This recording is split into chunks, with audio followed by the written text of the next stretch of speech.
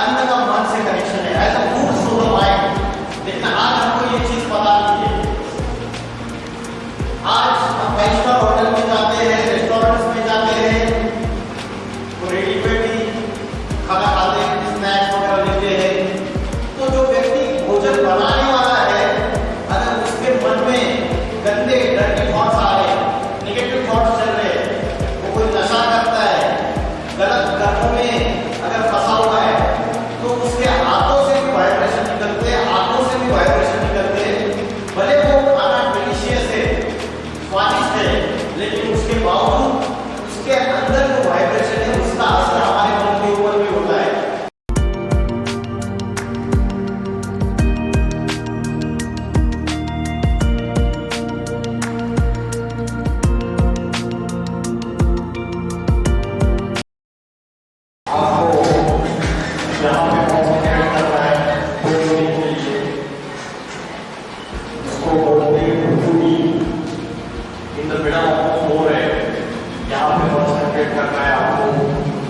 मन में कोई भी विचार आए तो उन विचारों के पीछे भागना नहीं है, सिर्फ एक ही थॉट होना चाहिए,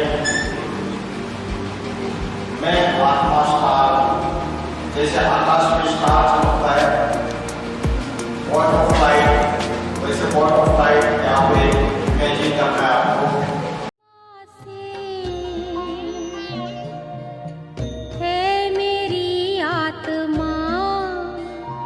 अब चल कर ले मिलन,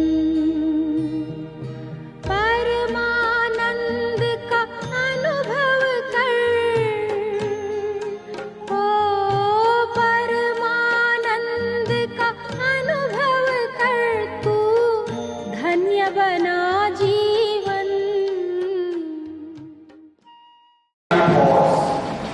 बहुत ज्यादा थॉट्स आ रहे हैं, जब हम शांत बैठते हैं तब समझो मत बीमार है ज्यादा, और जिसके माइंड में कम थॉट्स आते हैं उसका माइंड हेल्दी, एक ही थॉट है और फोकस माइंड है, कॉन्सेंट्रेटेड माइंड है, तो वो हेल्दी माइंड है।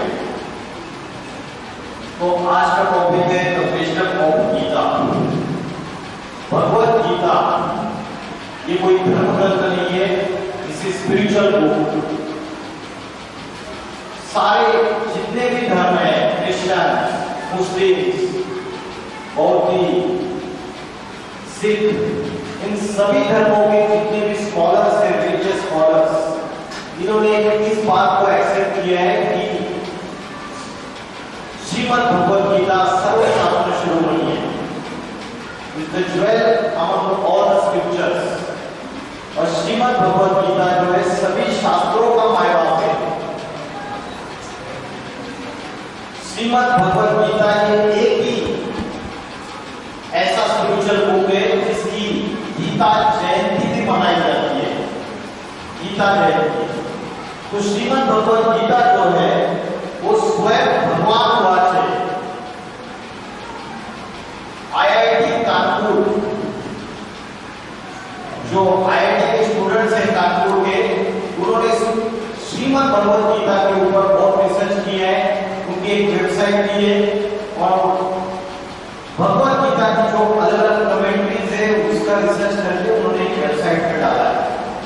तो आज दुनिया भर के scientists, philosophers, intellectuals Shrimad Bhagavad Gita को as an inspiration guide consider कर रहे हैं, और उनको पता है कि श्रीमद् भगवद गीता जो है वो माइंड को कैसे कंट्रोल करना है, विल पावर कैसे बढ़ानी है, स्पिरिचुअल हेल्थ कैसे बढ़ानी है, और ये जो मटेरियल वर्ल्ड है जिसमें कंप्लीटली इम्परमानेंसी है, और जो दूसरा इटर्नल सोल की नॉलेज है, स्पिरिचुअल नॉलेज है जो इटर्नल है, उसके बारे में गहराई में जानकारी मिलती है। Even scientist Albert Einstein Gita को बहुत ज्यादा पसंद करते हैं। वो बोलते हैं कि आज तक मैंने जितनी इन्वेंशंस की है, जितने साइंटिफिक थेरीज को इन्वेंट किया है उसका मूल आधार श्रीमद् भगवत गीता है। श्रीमद् भगवत गीता की इंस्पिरेशन से ही मैं ये इन्वेंशंस कर पाया। फेमस साइंटिस्ट निकोला टेस्ला उन्होंने कहा है कि श्रीमद् भगवत गीता से जो आत्मिक शांति मिली उसके आत्मिक शांति की वजह से एकांत में जाके मैं कई सारे इन्वेंशंस कर पाया। तो आज की तारीख में जो बहुत दुनिया में बड़े बड़े लोग हैं वो श्रीमद् भगवत गीता को एज ए इंस्पिरेशन मानते हैं। श्रीमद् भगवत गीता में चैप्टर 1 चैप्टर 18 है, उसमें चैप्टर 16 को आप कभी स्टडी कीजिए। गूगल में भी आपने श्रीमद् भगवत गीता चैप्टर 16 डाला तो आपको पता चल जाएगा। उसमें दो तरीके के क्वालिटीज की बात की है, एक डिवाइन क्वालिटी और दूसरी demonic qualities. What are the divine qualities and what are the demonic qualities? Ram और रावण। राम माना डिवाइन क्वालिटीज का पर्सोनिफिकेशन और रावण माना डेमोनिक क्वालिटीज का पर्सोनिफिकेशन। और आज हर मनुष्य के अंदर, हमारे तुम्हारे सबके अंदर राम भी है और रावण भी है और दोनों की युद्ध चलती रहती है, बैटल चलती रहती है। कभी हमारे अंदर ऐसे डिवाइन थॉट्स आते हैं और कभी-कभी एकदम डेमोनिक थॉट्स आते हैं। तो पॉजिटिविटी और नेगेटिविटी, सकारात्मकता और नकारात्मकता, ये दोनों की युद्ध हमारे अंदर चलती रहती है। तो मन जो है आज छोटे बच्चे से लेके बूढ़े तक किसी का भी एकाग्र नहीं है, फोकस नहीं है, सबका मन भटक रहा है। श्रीमद् भगवत गीता में अर्जुन भगवान को पूछते हैं कि मेरा मन बड़ा चंचल है, इस चंचल मन को मैं कैसे एकाग्र करूं? क्या पूछते हैं कि मेरा मन बड़ा चंचल है, इसको मैं कैसे एकाग्र करूं? ये वायु के समान गतिमान है।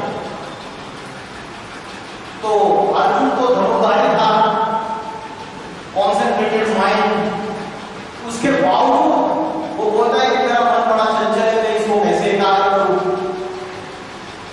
तो भगवत गीता में भगवान ने अर्जुन को अस्त्र शस्त्र कैसे चलाने इसकी नॉलेज नहीं दी।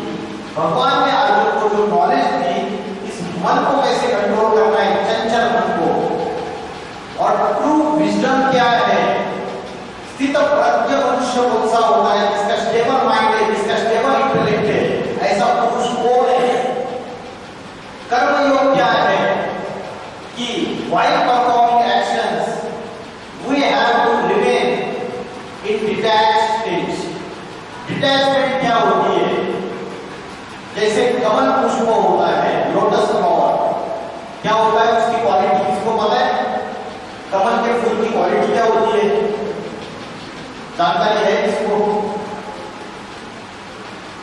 कमल के फूल की क्वालिटी होती है वो कीचड़ में रहता है, लेकिन कीचड़ में रहने के बावजूद उसमें पंखुड़ियों को कीचड़ की एक भी बूंद स्पर्श नहीं करती। क्या हम ग्रहण कर रहे हैं? ये सिर्फ भविष्य में एक डिग्री मिलेगी और उसके बाद पेट भरने तक की सीमित विद्या है।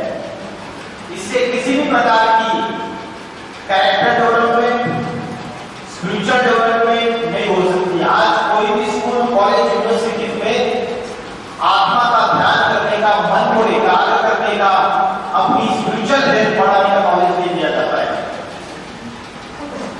तो आज हमारी जो विल पावर है वो कमजोर हो चुकी है। विल पावर अर्थात मनोबल, इसका दूसरा नाम है आत्मबल, इसको बोलते हैं स्पिरिचुअल पावर। तो ये हमारी कमजोर हो चुकी है।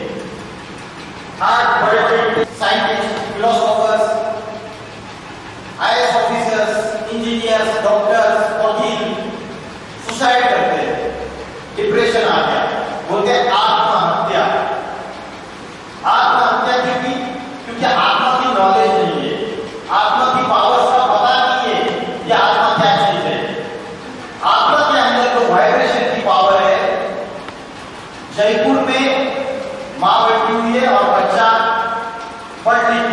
यूएसए चला गया, United states of America.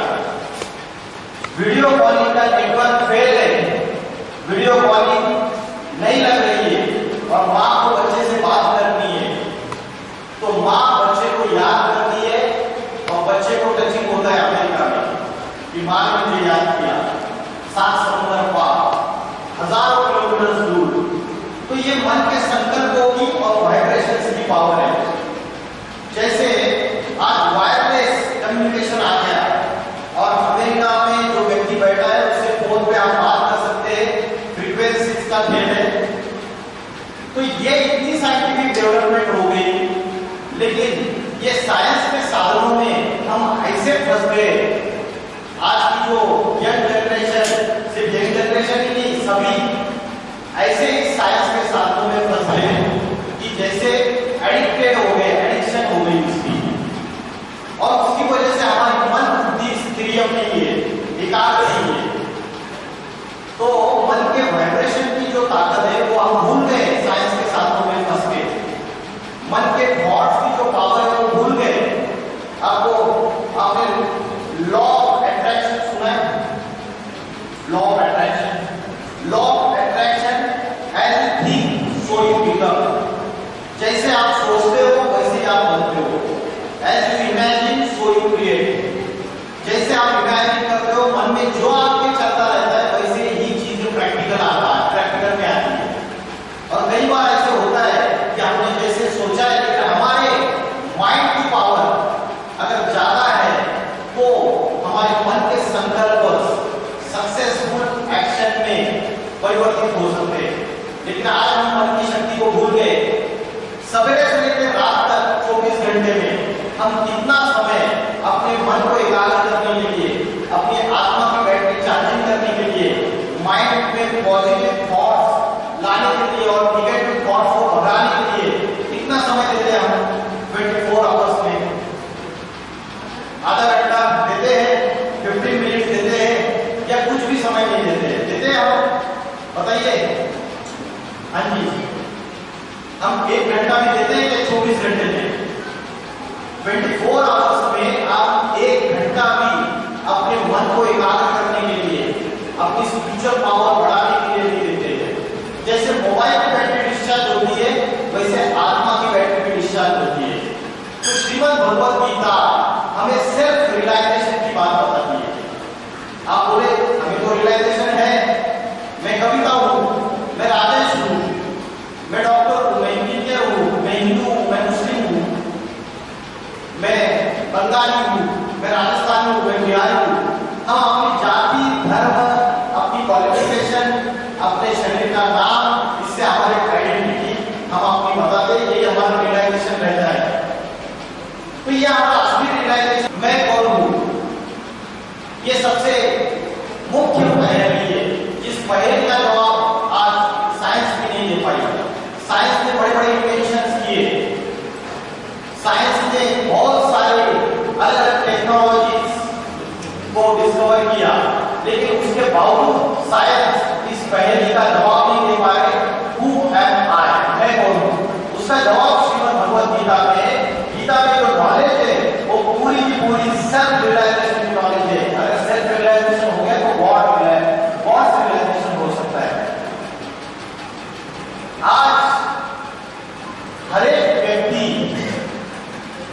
Tension, depression, stress, anxiety, insomnia, अलग-अलग मनोविकारों से पीड़ित है।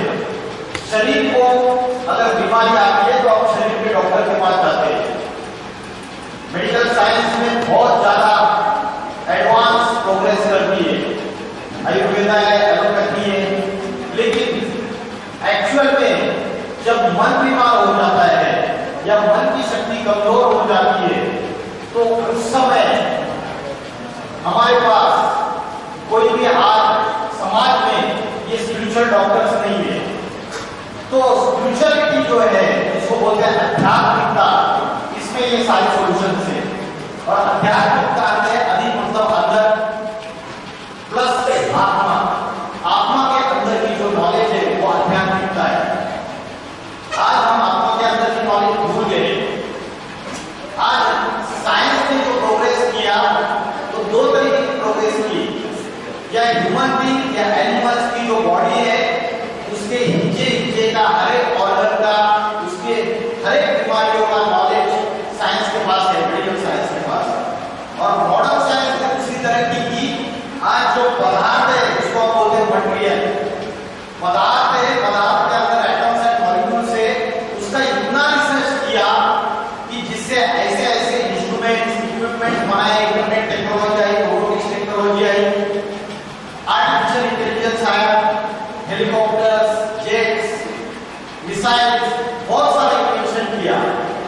लेकिन जो सेल्फ रियलाइजेशन की बात है वो आत्मा से कनेक्टेड नॉलेज है। और श्रीमद् भगवद गीता में बोला है अध्यात्म विद्या विद्यानाम। ये अध्यात्म विद्या जो है ये सर्व विद्याओं में सर्वश्रेष्ठ विद्या है। डॉक्टर बनने की विद्या, वकील बनने की विद्या, इंजीनियर बनने की विद्या सर्वश्रेष्ठ विद्या नहीं है। अध्यात्म विद्या सर्वश्रेष्ठ विद्या है, क्योंकि जीवन कैसे जीना है, लाइफ कैसे जीना है उसकी कला सिखाता है अध्यात्म। तो यहाँ तक कि डॉक्टर एनी बेसेंट जो ब्रिटिश सोशल वर्कर थे, आपने सुना रहेगा हिस्ट्री में, इन्होंने श्रीमद् भगवद गीता का इंग्लिश में फर्स्ट ट्रांसलेशन किया था। जो फेमस पर्सनैलिटीज है दुनिया में, विल स्मिथ, वो बोलते हैं कि जब श्रीमद् भगवद गीता मैंने रीड करना स्टार्ट किया तो मुझे पहली बार मेरे अंदर का जो अर्जुन है वो जागरूक हुआ। आज की तारीख में हॉस्पिटल्स में डॉक्टर जब ऑपरेशन करने वाले हैं उसके पहले पेशेंट को बोलते हैं कि आप पहले श्रीमद् भगवद गीता पढ़ो। आज हम इन साइंस स्पिरिचुअल नॉलेज से दूर जा रहे हैं। गीता में बोला है नहीं ज्ञाने सदृशम पवित्रम ये विद्यते। इस आध्यात्मिक ज्ञान के सिवाय इस सृष्टि में कोई भी वस्तु पवित्र नहीं है। तो स्पिरिचुअल नॉलेज हमें क्या सिखाती है? आप बोलेंगे इससे क्या फायदा होता है स्पिरिचुअल नॉलेज से, और सेल्फ रियलाइजेशन से क्या फायदा होता है? तो मैंने अभी बताया आपको कि विल पावर बढ़ाने का सबसे अच्छा कोई मेथड है तो वो है अध्यात्म, सेल्फ रियलाइजेशन, अध्यात्म का अभ्यास। तो अर्जुन को जो सेल्फ रियलाइजेशन के टेक्निक्स बताए उसमें और एक चीज बताई कि भगवद गीता में अगर आप स्टडी करेंगे तो 3 प्रकार के फूड, सात्विक फूड, राजसिक फूड और तामसिक फूड। सात्विक क्या होता है, राजसिक क्या होता है, तामसिक क्या होता है? तो जिसमें ज्ञान, ध्यान, शांति, प्रेम, दया, सम्मान, संयम, संयम इज पेशेंस। आज अगर हमारी गाड़ी के आगे कोई कुत्ता आ जाता है या कोई जानवर आ जाता है तो आज हम इतने हिंसक हो गए, वॉयलेंट हो गए, हम ब्रेक नहीं लगाते, चलो गाड़ी के नीचे जाता है जाके। तो आज हमारे अंदर में जो डिवाइन वर्च्यूज है, सभी एक एग्जांपल दिया छोटा सा, डिवाइन वर्च्यूज हमारे अंदर के कम होते जा रहे हैं। श्रीमद् भगवद गीता में डिवाइन वर्च्यूज के बारे में बोला है सत्य, अहिंसा, नॉन वायलेंस। किसी को हम वाचा से दुख देते हैं, हम किसी को एब्यूजिव लैंग्वेज यूज करते हैं तो वो भी हिंसा है, वो भी वायलेंस है। सत्य, अहिंसा, अक्रोध। अक्रोध माना गुस्सा नहीं करना। आप में से कितने लोगों को बहुत छोटी छोटी बातों पे बहुत ज्यादा गुस्सा और इरिटेशन आती है? बताइए, हाथ ऊपर कीजिए, एकदम सच्चाई से कीजिए। यहाँ कोई ओके, तो आगे से आगे गुस्सा आता है ना, उस समय अपने आप को एक चमाट मारिए, स्लैप, और तो पिच करो जोर से अपने आप को। तो क्रोध ये ऐसा अवगुण है, गीता में बोला है ये राक्षसी गुण है, ये डेमोनिक वर्च्यू है। और क्रोध की एक चिंगारी सारे परिवार को भस्म कर सकती है। जब मनुष्य ज्यादा क्रोधी होता है तो अपने घर का फर्नीचर तोड़ना चालू कर देता है, बर्तन फेंकना चालू कर देता है। और क्रोध में कोई बड़ी घटना निकलती है, हत्या भी करे, तो काम, क्रोध और लोभ। मैंने 3 बताए, काम, क्रोध और लोभ। काम में क्या छोड़ा है? श्रीमद् भगवद गीता में है काम, क्रोध और लोभ, ये तीनों धर्म के बात होने वाले। या the gates of the hell, काम, क्रोध और लोभ। काम का मीनिंग क्या है बताया किसी को?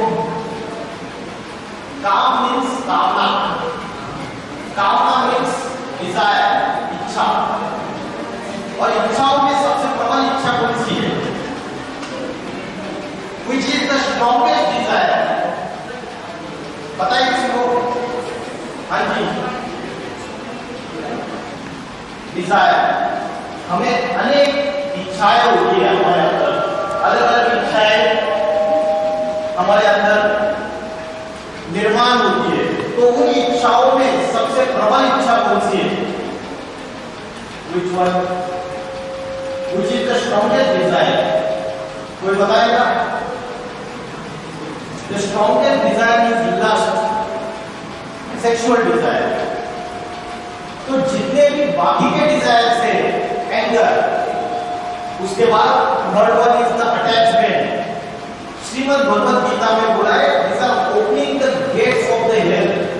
आज लोग डिप्रेशन में चले जाते हैं और उसके बाद इतने दुखी हो जाते हैं, उसका मूल कारण है अनेक इच्छाओं में उनकी बुद्धि लगी रहती है, अनेक डिजायर्स में पीछे भागते रहते हैं।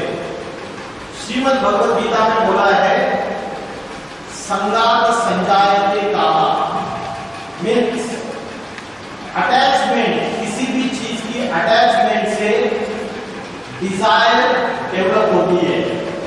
कामान जायते क्रोधा, और अगर डिजायर फुलफिल नहीं हुई, आपकी कोई इच्छा फुलफिल नहीं हुई, तो आपको क्रोध आता है, एंगर।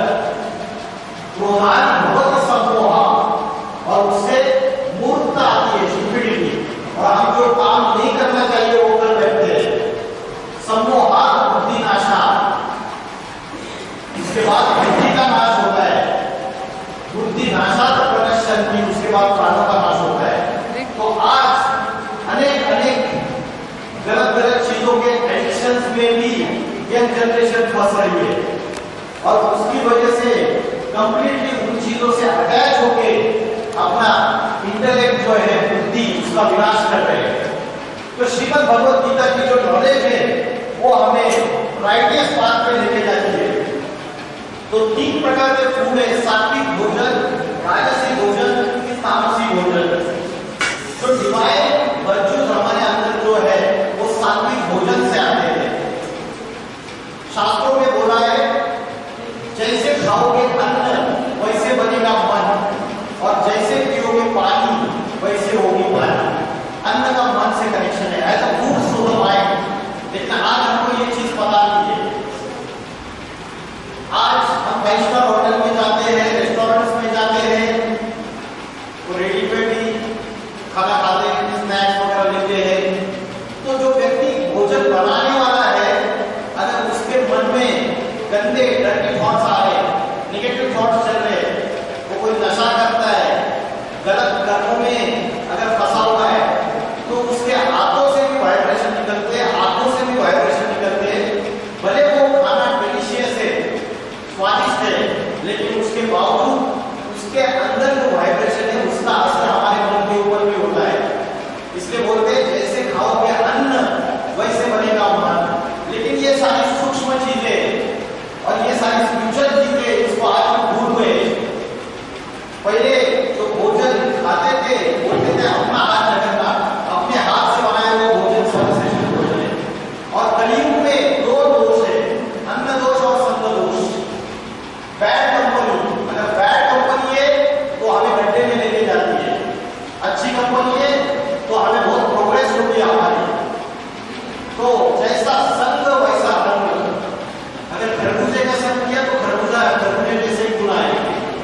तो अध्यात्म बताता है कि सात्विक फूड कौन सा है, राजसी फूड कौन सा है। गीता में बोला है 17वें अध्याय का 8वां श्लोक है, जिससे आयु बढ़ती है, बुद्धि बढ़ती है, स्वास्थ्य बढ़ता है, बल बढ़ता है, सुख और प्रेम भाव में वृद्धि होती है, वो सात्विक भोजन है। आयु माना एज, उम्र होती है। आज एवरेज एज जो है वो अराउंड 30-40 ईयर्स हो गई। आज अपन देखेंगे आप 25-30 एज में भी ब्लड प्रेशर, डायबिटीज, ये सारी बीमारियां आने लगी है यंगस्टर्स को। तो एवरेज एज बहुत कम हो गई कि हमारा जो खाना पीना है वो गलत हो गया।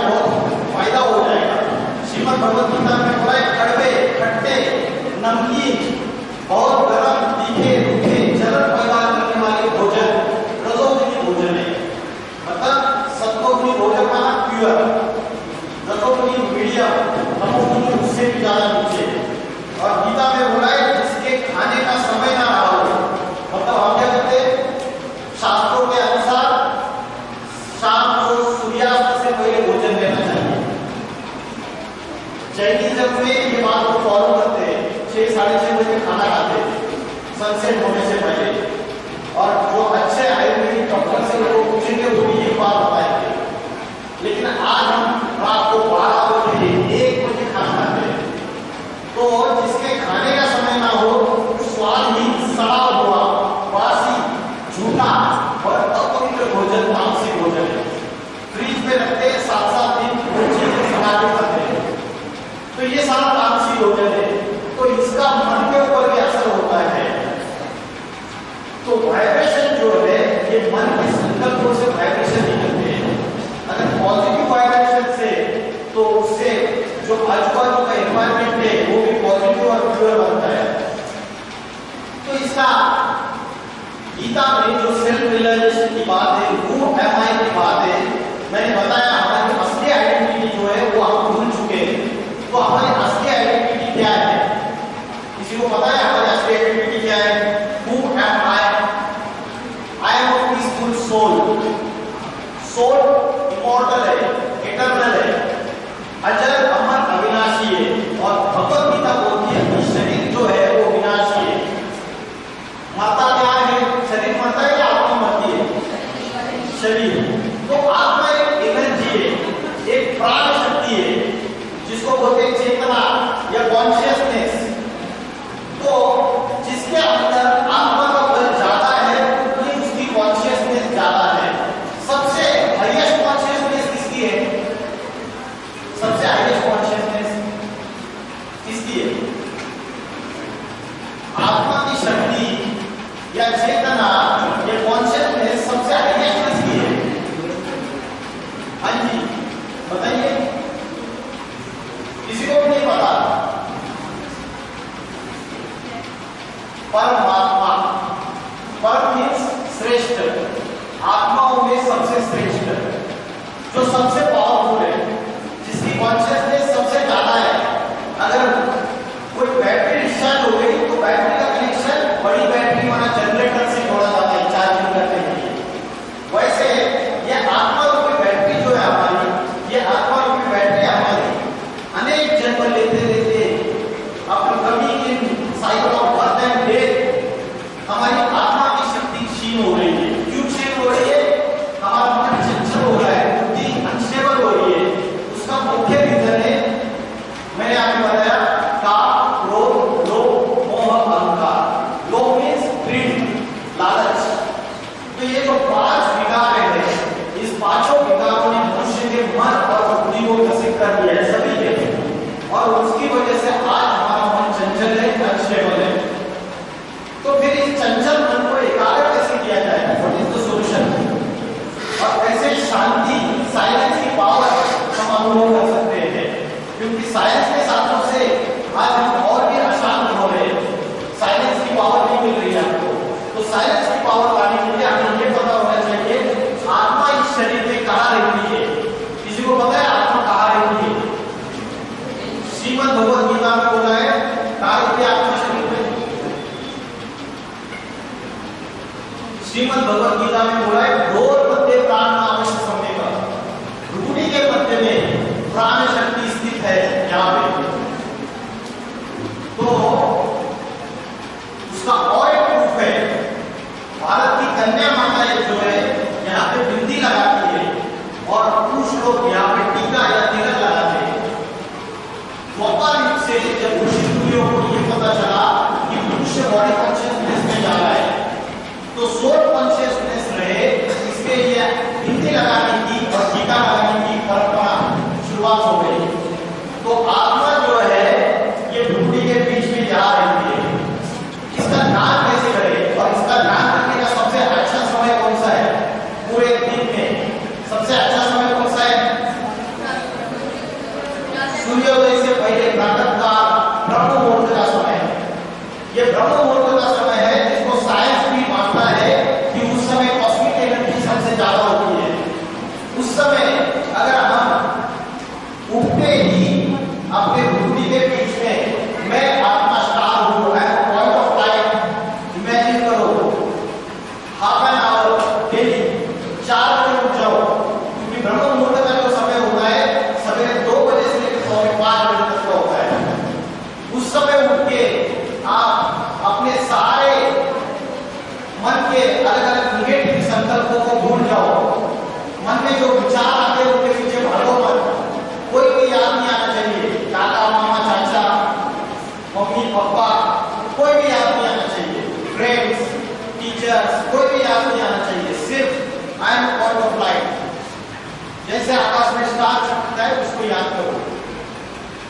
श्रीमद् भगवत गीता में बोला है संप्रेक्ष।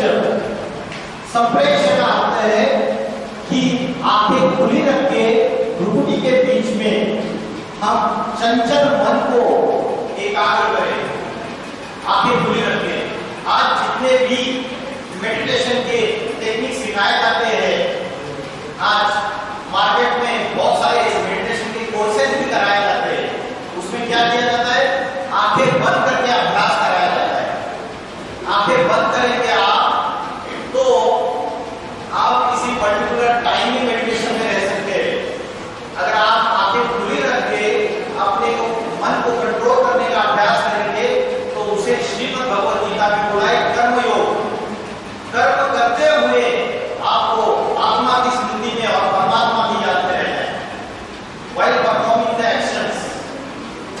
तो ये जो भ्रुकुटी के बीच में हमें आंखें खुली रख के अभ्यास करना है। आप 180 days लगातार विदाउट एनी गैप आप इसका अभ्यास करके देखो। रोज सवेरे 4 बजे उठ के आधा घंटा, रात को सोते समय भी 15 मिनट्स आप अभ्यास कर सकते हो। तो चंचल मन को एकाग्र करने का 2 चीजें श्रीमद् भगवत गीता में बोला है, एक तो योगा अभ्यास और दूसरा डिटैचमेंट, ये 2 चीजों का अभ्यास हो रहा है। तो चंचल मन को एकाग्र करने का अभ्यास तो कर रहे हैं, लेकिन उसके साथ साथ अगर हमको बुद्धि को पावरफुल बनाना है, क्योंकि श्रीमद् भगवत गीता में बोला है कि जो ऑर्गन से इंद्रिय है उससे भी पावरफुल मन है। मन से भी पावरफुल क्या है? मन से पावरफुल क्या है?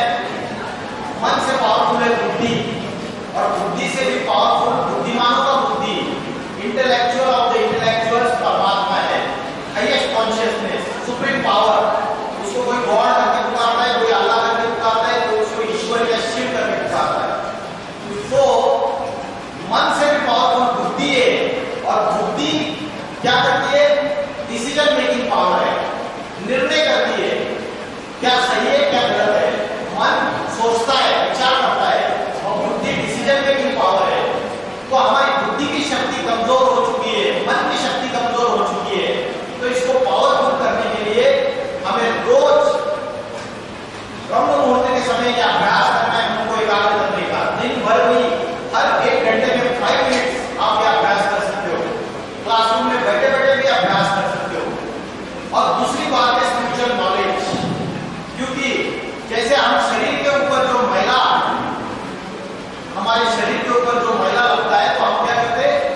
सवेरे सवेरे स्नान करते हैं, तो वो मैला साफ हो जाता है शरीर का। लेकिन मन और आत्मा के ऊपर जो मैला रोज जमा हो रहा है, उसकी सफाई कैसे करनी है?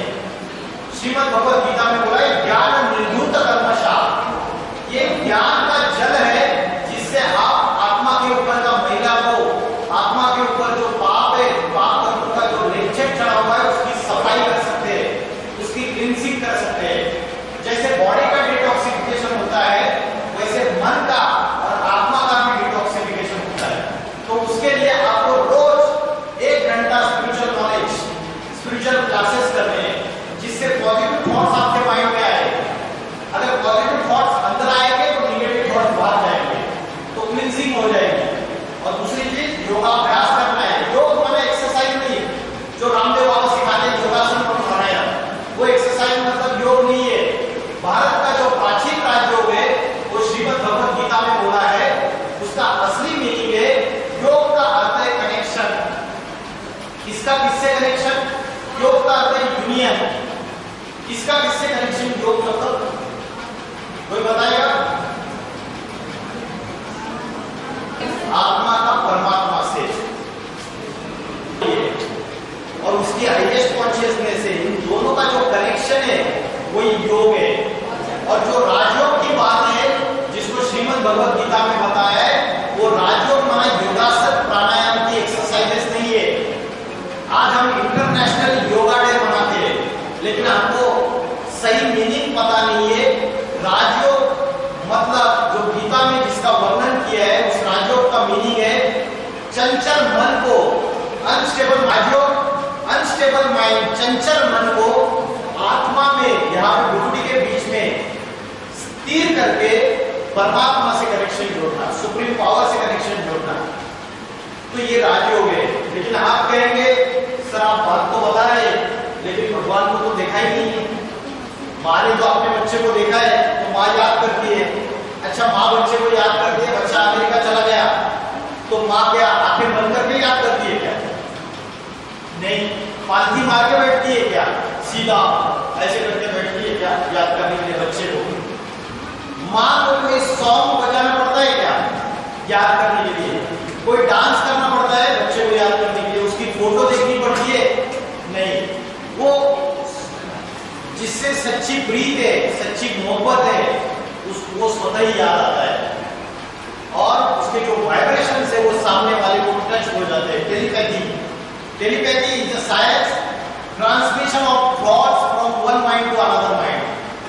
तो ये पॉसिबल है, ये तब पॉसिबल है जब हम मन को एकाग्र करने का अभ्यास सीखें, कंसंट्रेशन पावर जब हमारे अंदर आ जाएगी।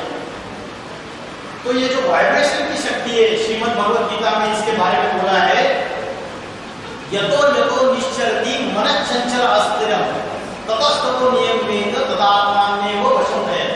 जब जब ये चंचल मन अस्थिर होता है उसको बार बार आत्मा में केंद्रित कर दो।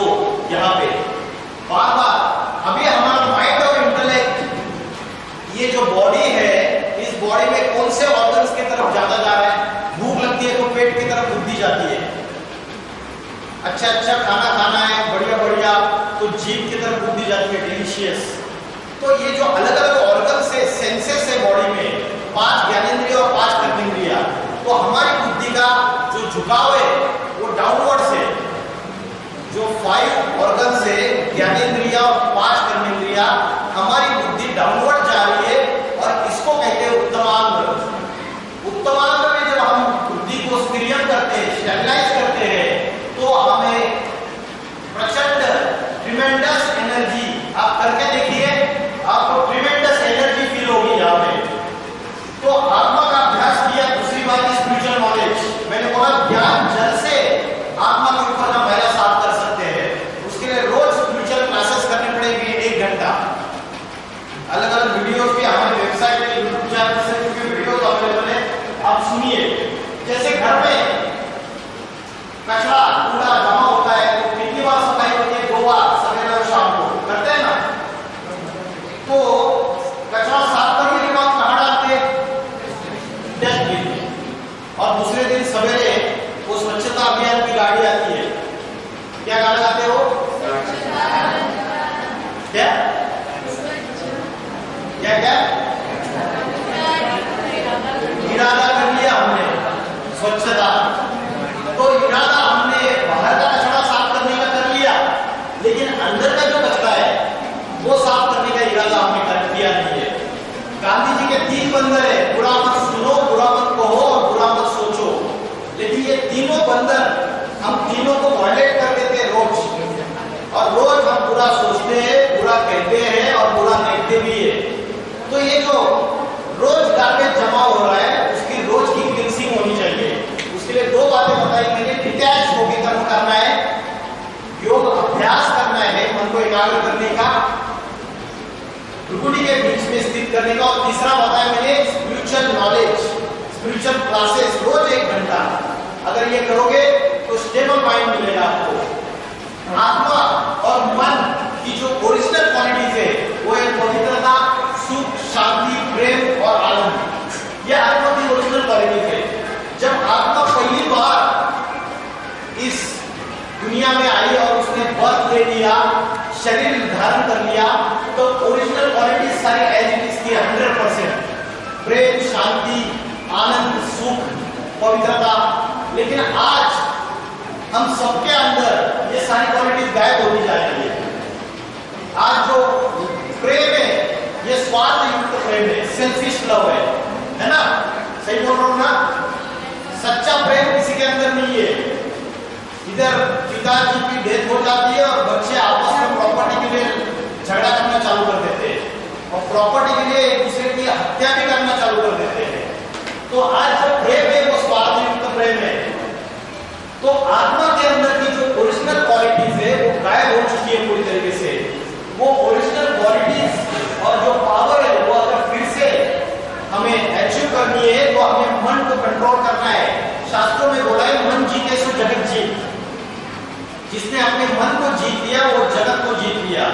He is the conqueror of the entire world.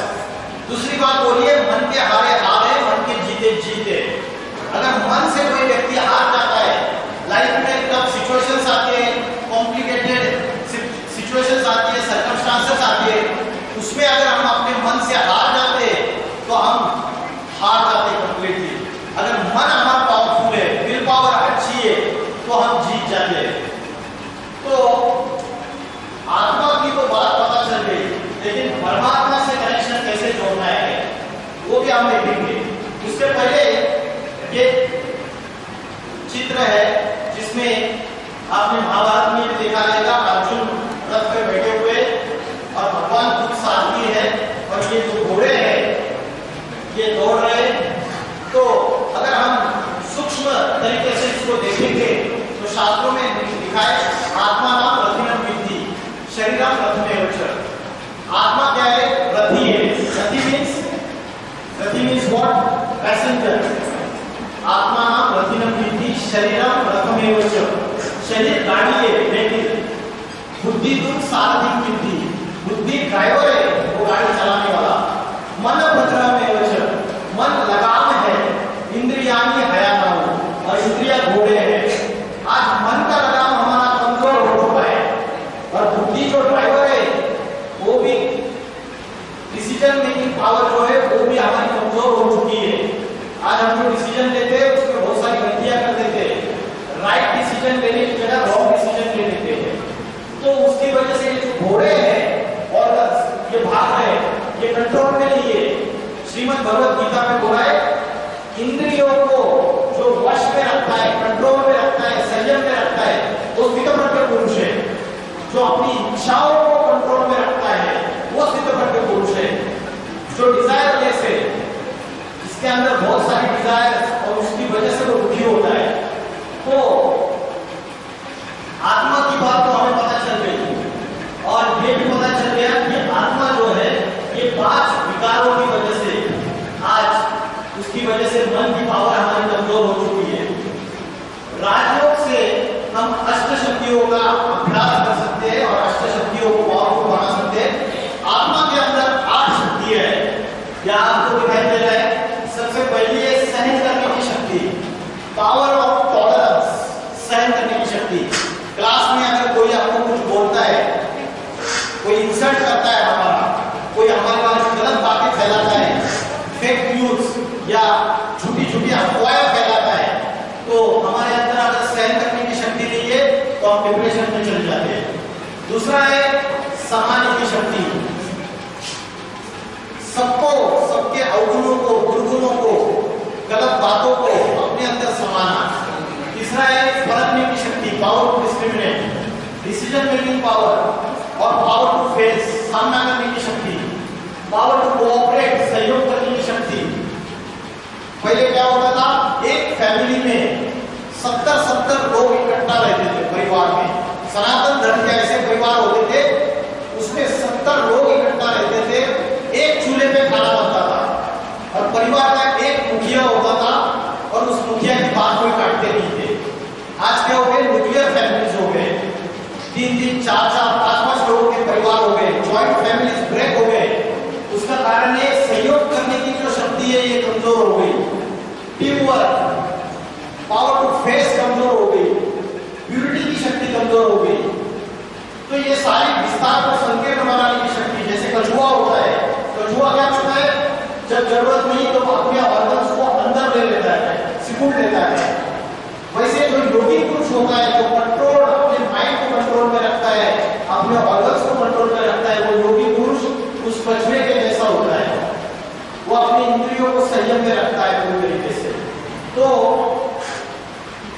आज ये जो हमारी मन की स्थिति, आत्मा की अवस्था जो कमजोर हो गई, उसका कारण है कि ये जो वर्ड साइकिल है ये 4 अवस्थाओं से या 4 युगों से पसार होता है।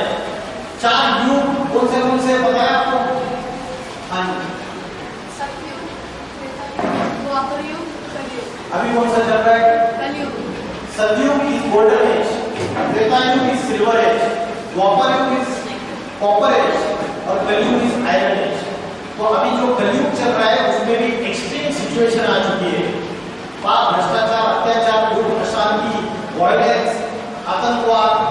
बढ़ता चला जाता है। और जब ये सारी चीज अति हो जाती है तो ये जो समय है ये परमात्मा का इंकारनेशन का समय है। अभी एक नई फिल्म आई है कल्कि, तो कल्कि अवतार हिंदुइज्म में माना जाता है कि एट द एंड ऑफ कलयुग का कल्कि अवतार। तो आप बोलेंगे अभी तो ऐसे कोई सिम्टम्स नहीं है कि आप बोल रहे हो एंड ऑफ द कलयुग का एक्सट्रीमिटी है। तो उसका सबसे मुख्य अगर आप ये देखेंगे तो ये सारी दुनिया वर्ल्ड वॉर 3 के कगार पे खड़ी है। आज कुछ सालों में वर्ल्ड वॉर 3 हो सकता है। इस बात को आप मानते हैं या नहीं मानते? यूक्रेन और रशिया की लड़ाई चल रही है, पिछले 2 साल से वॉर चल रही है। पैलेस्टाइन इसराइल के बीच में वॉर चल रही है। चाइना पाकिस्तान भारत के दुश्मन बन के खड़े हुए हैं। तो ये सारा जो आसार है वर्ल्ड वॉर 3 के आसार है। और आज साइंस ने एक और एक चीज तैयार की है, उसका नाम है एटम बॉम्ब। एटम बॉम्ब तो 1945 में फर्स्ट एटम बॉम्ब का एक्सप्लोजन हुआ हिरोशिमा और नागासाकी 2 सिटीज के ऊपर। तो जैसे एटम सूक्ष्म होता है और उससे एटम बॉम्ब तैयार होता है, सारी दुनिया का विनाश कर सकता है। आज आफ्टर 80 इयर्स छोटी से छोटी कंट्रीज के पास एटम बॉम्ब है, न्यूक्लियर वेपन से, न्यूक्लियर मिसाइल से। तो अगर मेरे घर के नीचे किसी ने बारूद बिछाई हुई है तो मेरे घर में मैं सेफ हूं क्या? बताइए। वैसे ही ये सारी दुनिया अभी न्यूक्लियर वार के कगार पे खड़ी है, वार के कगार पे खड़ी है। तो अगर थर्ड वर्ल्ड वार हो गया तो क्या होगा? थर्ड वर्ल्ड वार अगर हो गया वर्ल्ड में तो इस एटम बॉम्ब की और न्यूक्लियर वेपन्स की पावर हर एक कंट्री यूज करेगी। और एटॉमिक एक्सप्लोजन अगर हो गया तो अर्थ का टेम्परेचर इंक्रीज हो जाएगा। और अर्थ का टेम्परेचर इंक्रीज होने से क्या होगा? उससे जो ग्लेशियर्स है वो ग्लेशियर्स मेल्ट हो जाएंगे। नॉर्थ पोल और साउथ पोल में जो ग्लेशियर्स है वो मेल्ट हो जाएंगे। और ग्लेशियर्स मेल्ट होने से क्या होगा? ओशंस का जो वाटर लेवल है वो बढ़ता चला जाएगा। और ओशंस का वाटर लेवल बढ़ जाएगा तो क्या हो जाएगा? जो बड़े बड़े आइलैंड्स है, अमेरिका, यूरोप के आइलैंड्स है, ऑस्ट्रेलिया, न्यूजीलैंड, अफ्रीका, ये सारे समुद्र के अंदर चले जाएंगे। तो मास डिस्ट्रक्शन हो सकता है। और नेवर वार के कगार पे खड़ी है। तो अगर थर्ड वर्ल्ड वार हो गया तो क्या होगा? हो सकता है दुनिया का आज भी अर्थ का टेम्परेचर बढ़ रहा है, नासा की रिपोर्ट है। और कितना भी ट्राई करें यूनाइटेड नेशंस ऑफ ऑर्गेनाइजेशन, लेकिन पीस एस्टैब्लिश नहीं हो पा रहा है। और उसकी वजह से पीस एस्टैब्लिश नहीं होने की वजह से आज सिर्फ साइलेंस की पावर या स्पिरिचुअल पावर आज दुनिया में बहुत आवश्यक है। तो अगर हम खुद अपने अंदर स्पिरिचुअल पावर लाएंगे तो उसका मल्टीप्लिकेशन धीरे धीरे हो सकता है और वर्ल्ड में शांति स्थापना हो सकती है। तो कोई पॉलिटिकल लीडर या कोई धर्म नेता इस दुनिया को ट्रांसफॉर्म नहीं कर सकता। तो इसका ट्रांसफॉर्मेशन का कार्य स्वयं परमात्मा करते हैं। जो कलयुग का लास्ट समय होता है तब परमात्मा इस सृष्टि पे स्वयं इनकार्नेट होते हैं।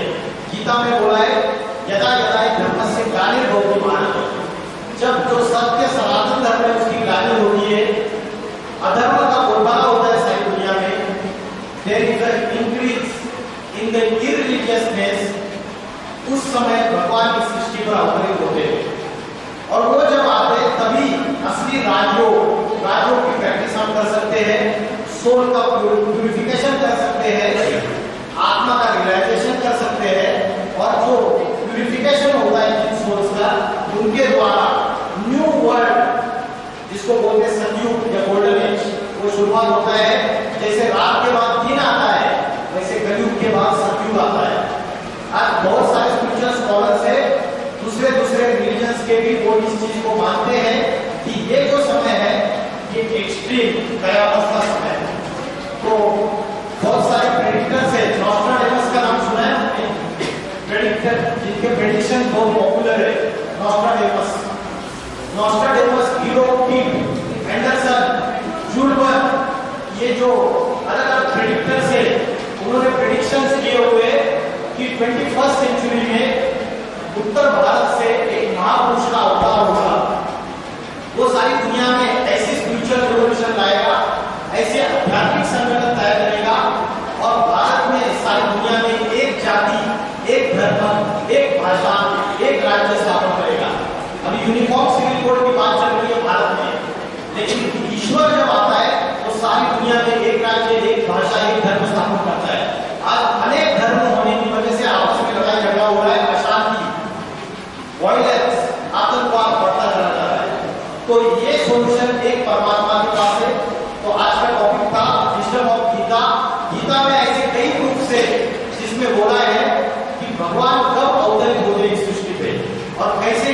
को ट्रांसफॉर्म करते हैं फ्रॉम पापी कलियुगा टू प्योर सतयुगा।